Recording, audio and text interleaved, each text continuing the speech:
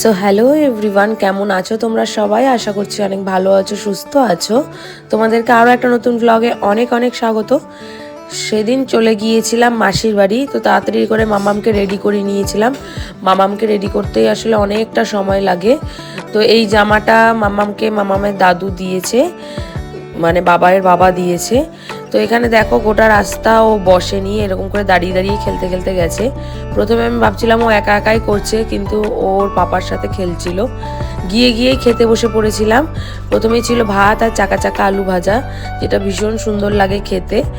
আর তার সাথে ছিল বাটা মাছের টমেটো দিয়ে পাতলা ঝোল। তোমাদের কার কার আমার মতন বাটা মাছের ঝোল ভালো লাগে অবশ্যই কমেন্ট করে জানিও।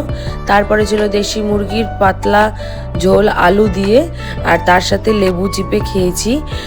আর বাবাই না অতটা আলু দিয়ে ঝোল খেতেই চায় না মাংসের, কিন্তু আমার দিদি শুভঙ্করদা সবারই ভালো লাগে।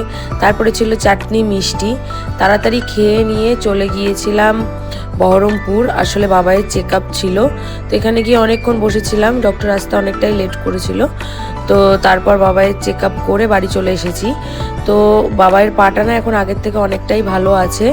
তো ডাক্তারবাবু বলেছে যে ও হয়তো আর 1-2 সপ্তাহের মধ্যে পুরোপুরি ফিট হয়ে যাবে। তো ভিডিওটা ভালো লাগলে অবশ্যই লাইক শেয়ার সাবস্ক্রাইব করে দিও, ফেসবুক ইনস্টাগ্রাম পেজটা ফলো করে দিও। বাই।